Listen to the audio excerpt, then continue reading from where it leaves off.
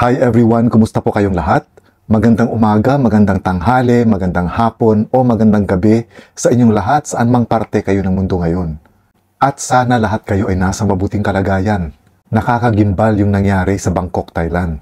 Minsan talagang mapapaisip ka kung ano na nga ba ang nangyayari sa mundo natin. Hindi lang sa Pilipinas nangyayari ang krimen. In fact, sa buong mundo. Kung sunod-sunod man yung nangyaring krimen sa dayuhang Israeli at Australiano sa bansa natin, matindi rin yung nangyari sa Bangkok, Thailand. 6 na Vietnamese ang natagpuang wala ng buhay sa isang suite room sa isang hotel sa Bangkok, Thailand. Ang hotel na ito ay tinuturing na isang 5-star hotel, yung Grand Hyatt Erawan. Noong unang lumabas yung balita, iniisip na baka napas lang ang 6 na mga taong ito sa pamamagitan ng baril. Pero nung makita na yung mga bangkay ng 6 na mga Vietnamese na ito, natukoy na ang totoong dahilan ng kanilang pagkamatay. Huling nakita ang mga Vietnamese na ito na buhay sila noong July 15 or Lunes.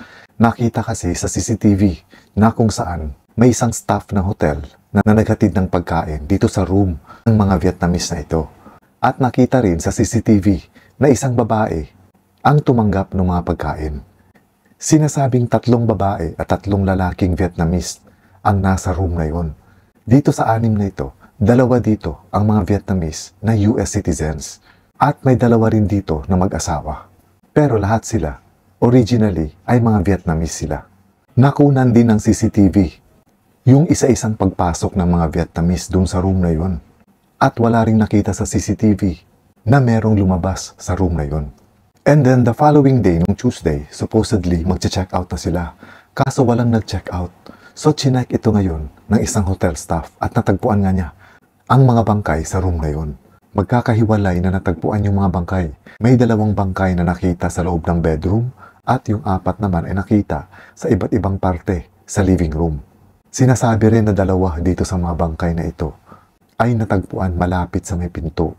Siguro nag-try pa sila na makalabas at makahingi ng tulong pero hindi na nila inabot na mabuksan pa yung pinto.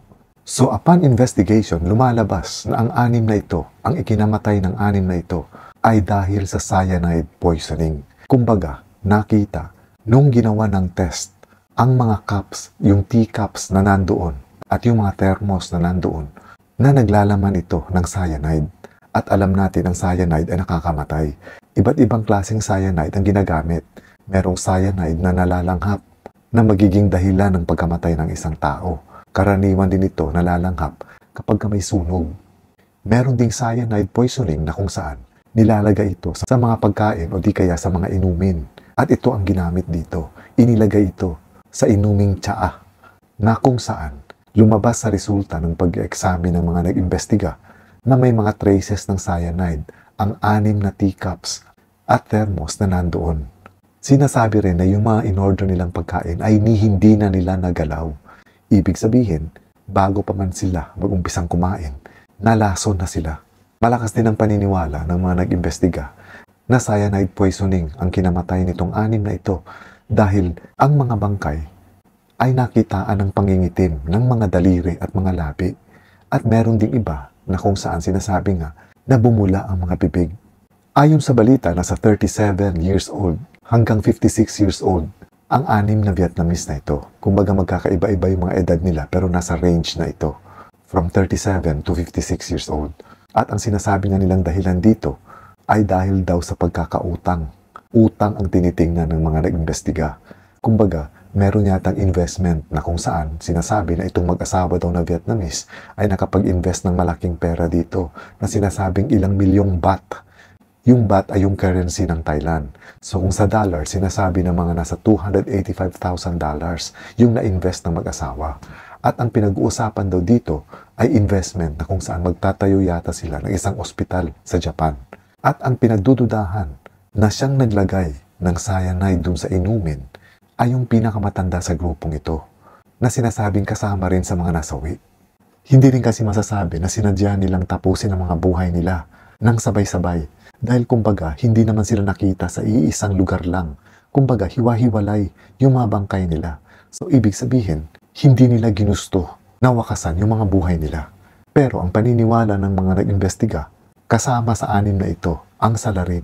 Kumbaga, yung naglagay ng lason ay uminom din ng lason.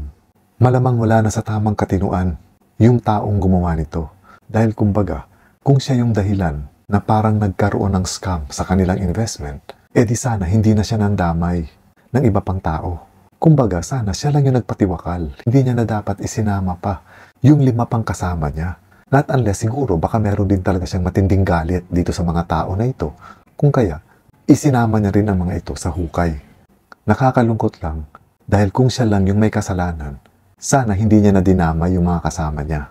Pero siguradong planado ang lahat ng iyon. Kumbaga, siguro kunwari nag-set up siya ng isang meeting, pero ang talagang intensyon na dito ay lasunin itong mga taong ito. Yun nga lang, sa ginawa niyang ito, sa palagay ko hindi pa rin ito matatapos dahil kumbaga, yung mga kamag-anak, baka yung iba maghihiganti rin doon sa kamag-anak ng gumawa nito. Kasi hindi natin masasabi kung paano magalit ang isang tao. Merong iba na talagang maghihiganti sa galit. At pwedeng pagbuntunan niya ng galit yung mga buhay na kamag-anak nitong naglagay ng lason.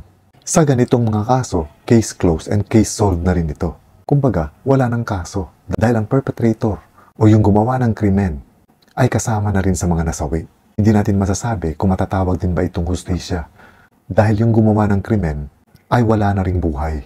Iba rin kasi yung hustisya na kung saan makikita ng mga pamilya ng biktima kung paano pagdusahan ng may gawa ng krimen yung kasalanang ginawa niya. Pero sa ganitong kaso, tapos na ang kaso. Grabe na rin talaga yung nangyayari sa mundo natin ngayon. Iba't ibang klaseng mga krimen ang nangyayari sa iba't ibang panig ng mundo. Ang tanging magagawa lang natin ay mag-ingat tayo palagi at huwag tayong maging kumpiyansa. Mabuti na yung nag-iingat tayo dahil ang buhay natin ay iisa lang at sarili natin ang responsable para alagaan natin yung mga sarili natin. And this is all for now mga kaibigan. Maraming salamat ulit sa inyong panunood. Stay safe everyone. Ingat po kayo lagi. Amping mo kanunay and God bless.